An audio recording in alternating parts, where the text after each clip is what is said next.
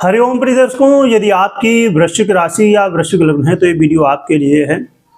और इस वीडियो में हम जानने वाले हैं कि अब फिर से वही होने जा रहा है 25 मई से। 25 मई से एक ऐसी ग्रह स्थिति बदलने जा रही है जिससे फिर से वही चीज़ें घटित होंगी जो पहले घटित हो रही थी। इसके पीछे क्या कारण है, क्या ग्रह स्थिति है, सभी कुछ जानेंगे। प्रिय दर्शकों, हम बात कर रहे हैं ग्रहों के युवराज बुध की। वो बुध जो वाणी, व्यापार, communication, education, share market, marketing, sales और जितने भी बौद्धिक कार्य हैं, चाहे वो बैंकिंग सेक्टर से हो, एजुकेशन सेक्टर से हो या इत्यादि जो भी आपका विषय हो, हर क्षेत्र पर, हर सेक्टर पर बुध का प्रभाव होता है। क्यों? क्योंकि बुध वाणी का आधिपत्य रखते हैं, जिसकी वजह से, और बुद्धि का आधिपत्य रखते हैं, जिसकी वजह से हर एक क्षेत्र प्रभावित है। और व्यापार के अधिपति तो ये हैं ही, तो व्यापार जितने भी हों, छोटे बड़े जो भी व्यापार हों, वो सभी पर इनका इफेक्ट होता है। और व्यापार में जब बुध का आधिपत्य है तो नौकरी में भी बुध का आधिपत्य हो जाता है, क्योंकि व्यापार से जुड़े हुए ही कोई भी आप जॉब करते हैं वो कहीं ना कहीं व्यापार से जाके जुड़ता है। इसीलिए बुध का जब भी कुछ भी परिवर्तन हो तो बहुत प्रभाव देखने को मिलता है। खासकर अभी जो परिवर्तन चल रहा था, इनका स्थिति चल रही थी, उसका बड़ा प्रभाव होता है। हम बात कर रहे हैं प्रिय दर्शकों बुध के अस्त अवस्था की। बुध अस्त थे अभी तक, अब उदय होंगे। बुध 2 मई से लेके 24 मई तक अस्त थे, अब 25 मई को ये उदय होने जा रहे हैं। 25 मई से उदय तो होंगे, पर आपने महसूस किया होगा कि अभी अस्त अवस्था में जब बुध है तो बुध के अस्त होने से हमारी वाणी, हमारी बुद्धि और हमारे प्रेजेंट करने का, बताने का, समझाने का तरीका, कोई मीटिंग हो, कोई डील हो, इनमें सब में दिक्कतें आती हैं, डिले होता है। कई बार हम एक दूसरे की बात को नहीं समझ पाते हैं। कोई हमें सेल्स करनी है, कोई डील करनी है, नहीं हो पाती है, या तो होगी तो बड़ी मुश्किल से होती है। चीज़ों को बार बार वही चीज़ों को रिपीट करना होता है, बताना पड़ जाता है, समझाना पड़ जाता है। तो क्योंकि ये समय बुध के आधिपत्य अस्त अवस्था में होता है, तो स्वाभाविक रूप से जब बुद्धि का ग्रह स्वयं अस्त हो जाए तो यहाँ पर प्रभाव देखने को मिलता है। जो कि कहते हैं कि बुध जब अस्त होते हैं तो भले हमें सामने से चीज़ें नहीं समझ में आती, क्योंकि अब समझिए कि शारीरिक स्थिति में यदि कोई समस्या हो तो हमें चीज़ें तुरंत समझ में आती हैं। समझिए किसी को बुखार है तो समझ में आएगा कि हाँ भाई तकलीफ है।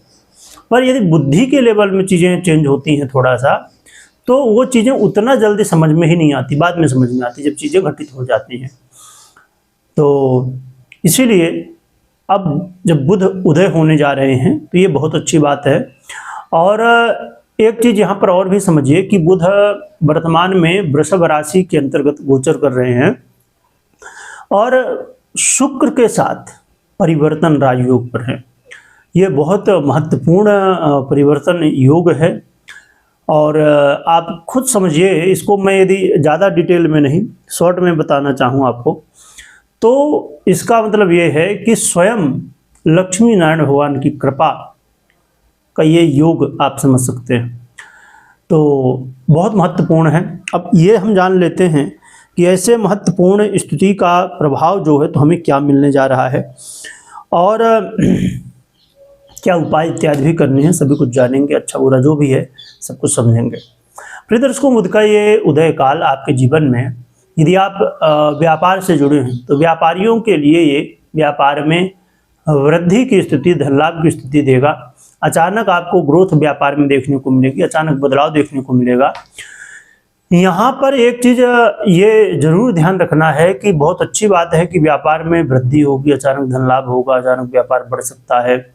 आप पार्टनरशिप में कर रहे हैं तो भी बढ़िया है, या आप सिंगल कर रहे हैं तो भी बढ़िया है, दोनों स्थितियों में ठीक है।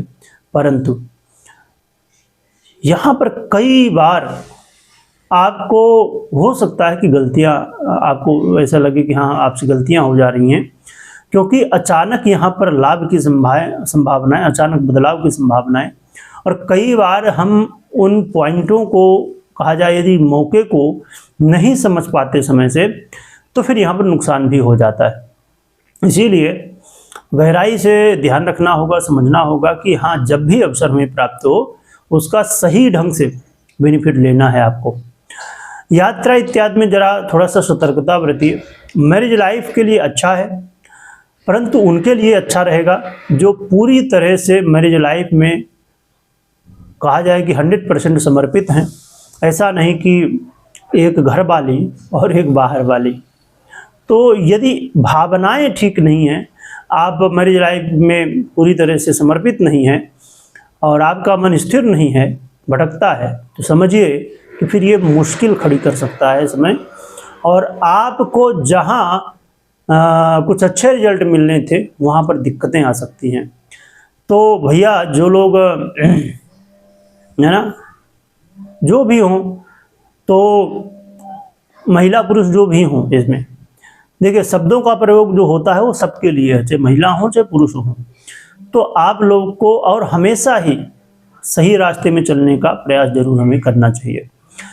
तो बुध के कुछ यहाँ पर ये प्रभाव रहेंगे, और कई बार आप देखेंगे कि आपको नए अवसर भी प्राप्त हो रहे हैं और इससे बेनिफिट भी होगा। यहाँ पर यदि मुख्य रूप से देखें तो बुध का जो प्रभाव हो फाइनेंशियली आपको काफ़ी कुछ सपोर्ट भी करेगा, और आपके निर्णय लेने की जो क्षमता है वो मजबूत होगी, सोचने की क्षमता मजबूत होगी, और जो कह सकते हैं कि यदि मानसिक तनाव किसी भी तरह था, किसी भी तरह मन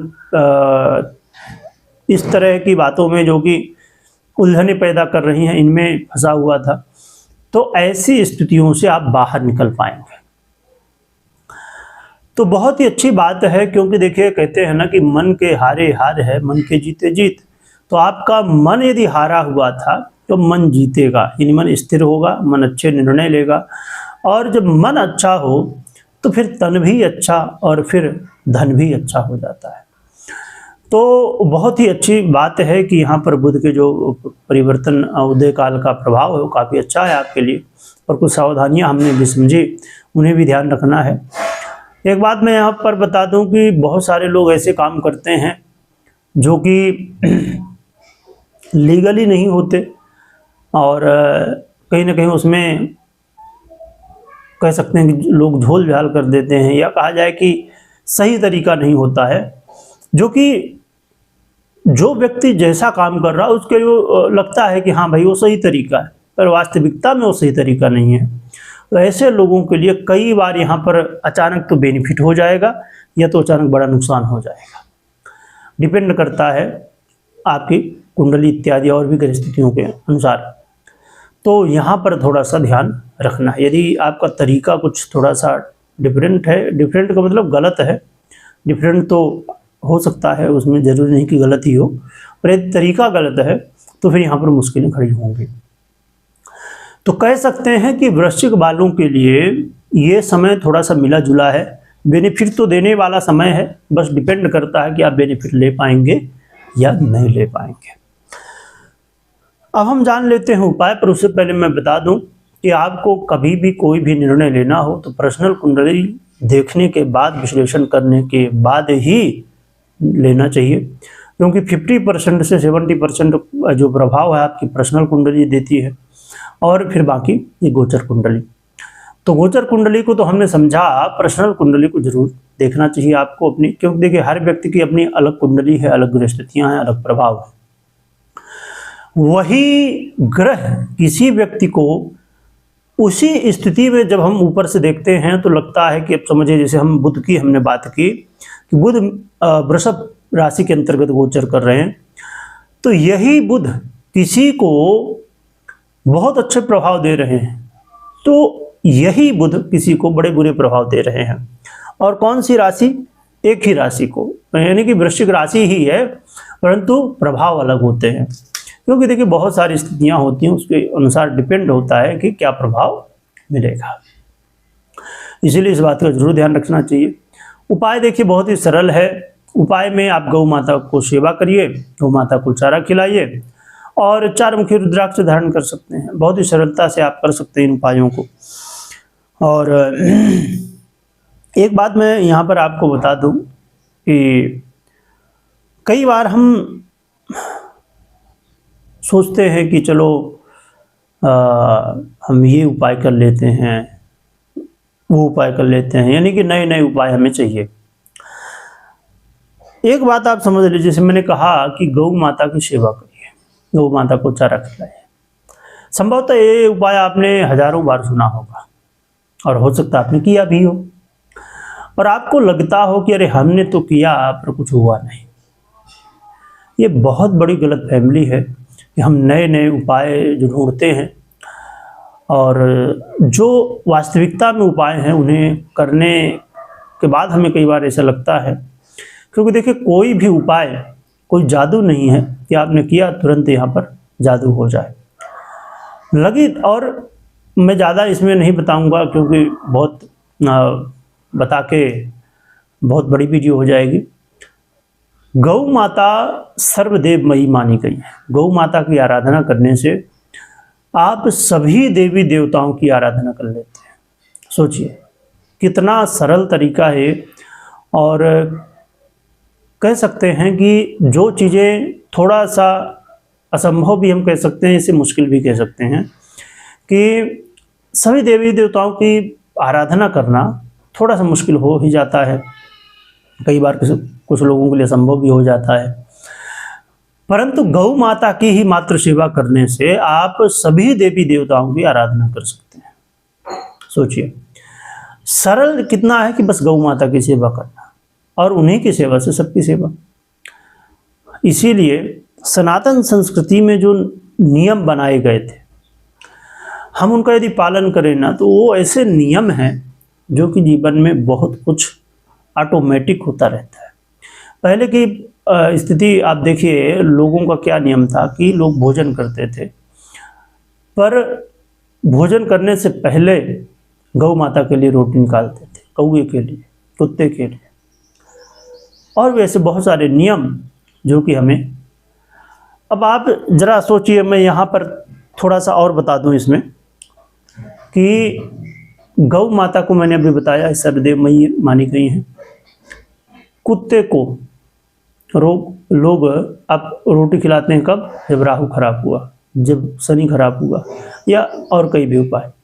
तो ऐसे बहुत सारे नियम हैं। यदि आप सनातन संस्कृति को अच्छे से जान लें, समझ लें, और उसके नियम जो बनाए हैं उन नियमों को फॉलो करें, तो अपने आप बहुत सारी समस्याएं, बहुत सारी गृहस्थितियाँ ठीक हो जाती हैं।